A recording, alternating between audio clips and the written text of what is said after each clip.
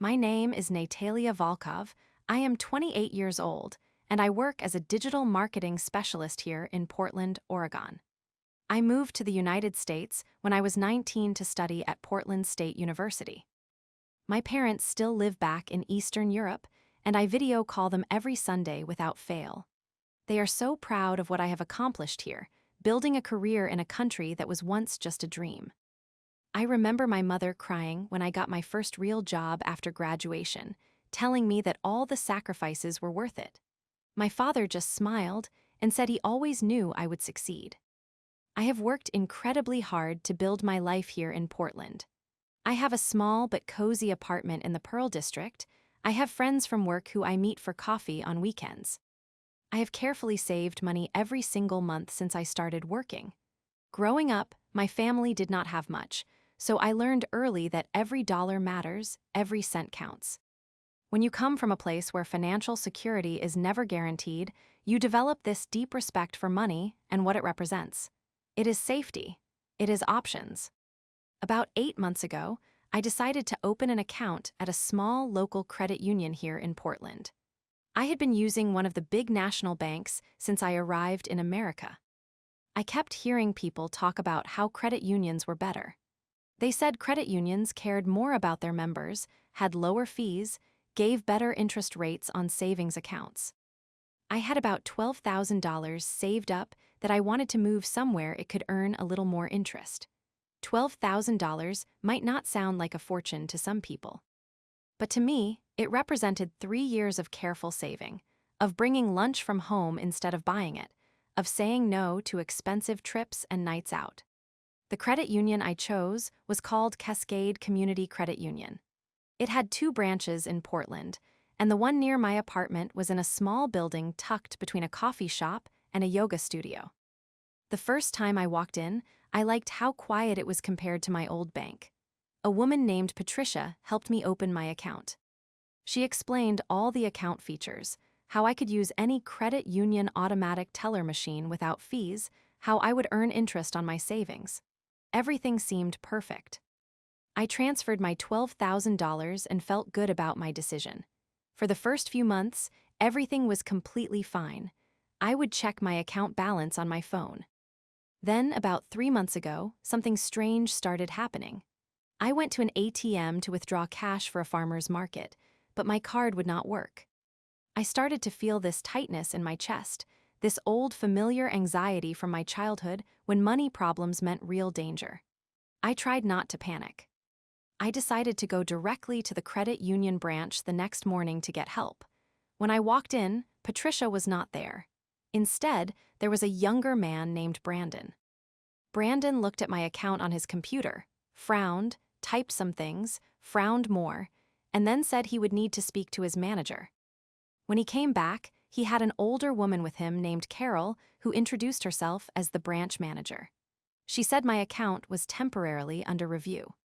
Carol wrote down a series of numbers on a piece of paper and explained that I could use this code at any of their ATMs to get cash. I thanked her and left, feeling relieved. 3 days later, I went to buy groceries at my usual store. When I tried to use my debit card from the credit union to pay, it was declined. There was a line of people behind me, all staring, and I felt my face getting hot with embarrassment. I had to use my credit card instead. As soon as I got home, I called the credit union customer service number. The woman who answered sounded bored and tired. She put me on hold for a long time. When she came back, she said my account was flagged for review due to a system discrepancy. She said my account was frozen pending the review. Frozen? My $12,000 was frozen. I felt like someone had punched me in the stomach. I asked to speak to a supervisor. That night, I barely slept. I kept running through my finances in my head. All the what-ifs came flooding in like a dark wave. The next week, I called the credit union every single day. Monday through Friday, different people, same answers. The review was still in progress. Friday, I went into the branch in person. Carol was there. She said that the review was triggered because the code withdrawal created an accounting error in their system. I could not believe what I was hearing. They gave me the code. They told me to use it, and now they were punishing me for following their instructions. She said it could take up to 6 weeks to fully resolve. 6 weeks. I felt tears starting to form and I hated myself for it. That weekend, I video called my parents like I always do. My mother knew immediately that something was wrong. Mothers always know. Finally, I told her everything. My younger cousin Dimitri was visiting them that weekend. He is 22, very into technology and computers, always online. He overheard our conversation and asked to talk to me. Dimitri asked me about the credit union. Did they have social media? He told me about services online where you could pay small amounts to have real people post things on social media. He was saying I could flood the credit union's social media with complaints. Fake complaints from fake people, or real people posting fake complaints, paid to pretend to be angry customers. At first, I did not know if that was ethical. He laughed and asked me if freezing my money for a mistake they made was ethical. He had a point. For the next few days, I could not stop thinking about what Dimitri had suggested. Part of me felt like it was wrong, but another part thought it was brilliant. On one call, a man actually seemed annoyed that I kept calling. He said if I had just followed proper procedures, none of this would have happened. That comment pushed me over the edge. I went to the website Dimitri had sent me. It was all in Russian, but my Russian is still pretty good. The interface was surprisingly professional looking. For $3, I could get approximately 300 posts spread across Facebook and Instagram. The prices were incredibly cheap. I sat at my kitchen table with my laptop, staring at this website, my finger hovering over the mouse. Was I really going to do this? I thought about my $12,000 locked away. I thought about how powerless they had made me feel. I clicked to create an account. The setup process was surprisingly easy. I wrote out several different complaint messages, trying to make them sound authentic and varied so they would not all be identical. I created about 15 different versions of complaints, all based on true things that had happened to me, but worded differently. I selected the options for Facebook and Instagram posts. I chose the Pacific Northwest American profile setting so the complaints would look like they were coming from locals. Then I came to the payment screen. $3. I paid using cryptocurrency that Dimitri had helped me set up. I submitted the order and closed my laptop. My hands were shaking. I tried not to obsess over it. I went to work the next day like normal. After work, I went home and made dinner. I told myself I would check tomorrow. But that night, lying in bed, I could not resist anymore. I grabbed my phone and opened Facebook. I navigated to the credit union's page. My heart started racing. There were dozens and dozens of new comments on their posts. People complaining about frozen accounts, terrible customer service, discrimination, unexplained fees, rude staff members. The complaints looked completely real. The profiles had pictures, friends, post histories. It looked like an absolute tsunami of angry customers had suddenly turned against them. I switched to Instagram, same thing. Their recent photos were now flooded with negative comments. It was beautiful and terrifying at the same time. I had created this digital firestorm with $3 and a few hours of work. I felt powerful in a way I had not felt since this whole nightmare began. The next morning, I was in the middle of my breakfast when my phone rang. Unknown number. This is Sandra Richardson. I am the call center manager for Cascade Community Credit Union. She sounded professional, apologetic, almost desperate. They had identified the error. It was entirely their mistake. My account would be fully released immediately within the next hour.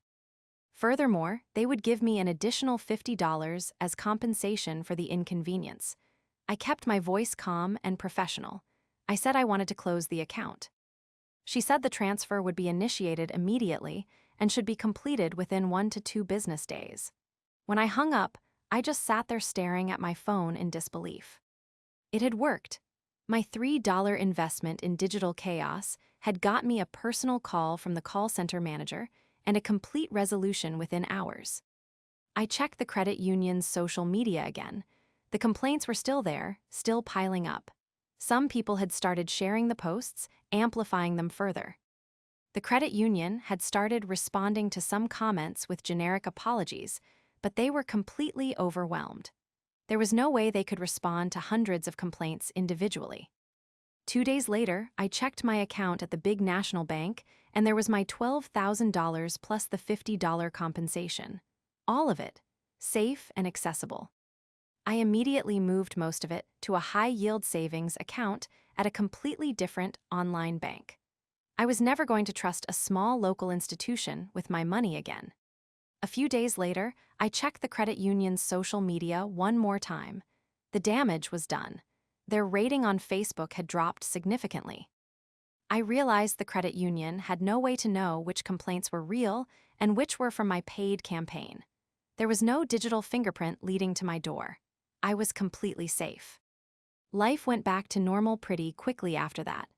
I focused on my work, I met friends for weekend brunches, I took a short trip to the coast. But I noticed I felt different, more confident somehow, less willing to accept being pushed around. At work, I became more assertive with difficult clients. A few weeks later, Jennifer mentioned that she had heard rumors about Cascade Community Credit Union having problems. I just shrugged and said I was glad I had moved my money. I did think about the ethics of what I had done. Had I gone too far? But every time I started to feel guilty, I would remember how they had treated me. The truth is, they did not respond to phone calls or in-person visits or polite requests. They responded to public pressure. They responded to the threat of their reputation being damaged. Over the following months, my whole approach to problems had shifted. When my landlord tried to increase my rent unreasonably, I researched tenant rights and documented everything. My landlord backed down. I was not being mean or unreasonable. I was simply refusing to be pushed around anymore. I was using the tools available to me to protect myself and stand up for what was right. My parents noticed the change too. During our Sunday video calls, my mother commented that I seemed more settled, more at peace with myself. My father said I sounded like I had found my strength. That situation with the credit union had taught me something valuable. Sometimes being polite and patient and following the rules gets you nowhere. Sometimes you have to think creatively. I had taken my professional knowledge about social media influence and marketing psychology and applied it to a personal problem. It was the most practical use of my education I had ever done. I never contacted the credit union again after the transfer was complete, but I kept an eye on their social media every once in a while, just out of curiosity. Months later, their pages were still recovering. Their engagement never quite returned to what it had been before. The damage lingered. That digital scar was not going away anytime soon. About 6 months later, I was at a coffee shop when I overheard two women talking about banks. One mentioned Cascade Community Credit Union and said she had seen really bad reviews online. Her friend advised her to go with a different credit union instead. I sipped my coffee and smiled to myself. My $3 investment was still protecting other people from the same experience. I want to be clear about something. I am not saying everyone should flood businesses with fake complaints whenever they have a problem. What I did was a specific response to a specific situation. I tried calling, visiting in person, being patient, escalating to managers. Nothing worked until their reputation was threatened. That is a failure of their system, not mine. If I could give advice to anyone facing a similar situation, it would be this. First, always try the official channels. Document everything in writing. Give the system a chance to work. But if those channels fail, do not be afraid to think creatively. We live in an age where reputation matters more than ever before. Businesses care about their online presence. Second, know your rights and use them. Research consumer protection laws. File complaints with regulatory agencies. Leave honest reviews on multiple platforms. Contact local news outlets if appropriate. Third, protect yourself. If you are going to do something unconventional, make sure you understand the risks and take steps to maintain your anonymity. Do not leave trails back to you. Fourth, make sure your cause is just. Do not use these tactics to bully businesses that have done nothing wrong. There has to be a legitimate grievance, a real harm that needs to be addressed. Finally, be prepared for how it might change you. After everything that happened, I see the world a little differently. I am more skeptical of institutions, but also more confident. I know now that I do not have to accept unfair treatment just because someone has authority. There are always options if you are creative and determined enough. Looking back now, almost a year later, I do not regret what I did. My only regret is that I trusted that credit union in the first place. Now I know better. I keep my money in places that have the infrastructure to handle problems professionally. I diversify across multiple accounts. I maintain emergency cash at home just in case. The $12,000 is still there, growing slowly in a high-yield savings account, representing security and options. I still save money every month, adding to that cushion. Sometimes I wonder if anyone at that credit union ever figured out what really happened. Did they realize the flood of complaints was artificially created? I will never know. The mystery is part of what makes it work. They can suspect all they want, but they can never prove anything. The profiles were real people. The posts are permanent. So if you find yourself being treated unfairly, where normal channels are not working, remember that you have more options than you think. In this digital age, individuals have more power than ever. You just have to be smart about it, creative about it, and careful about it. Do not break laws, do not make up complete lies, but do not be afraid to amplify the truth. Sometimes David really can beat Goliath, especially when David understands technology and psychology. $3 was all it took for me to get justice. That might be the best $3 I have ever spent in my entire life. It bought me back my money, my peace of mind, and my sense of personal power. And the credit union learned an expensive lesson about customer service. Whether they actually changed their practices, I do not know and I do not care. That is not my problem anymore. Use revenge as a tool to solve a problem, and then let it go and focus on building the life you want. That is the real victory. Not the revenge itself, but the freedom and peace that comes after. And just like that, the story of today comes to a close. Every chapter has its ending, and this one was written just for you, because great stories deserve to be shared. Hit that subscribe button and ring the notification bell so the next chapter finds you before anyone else.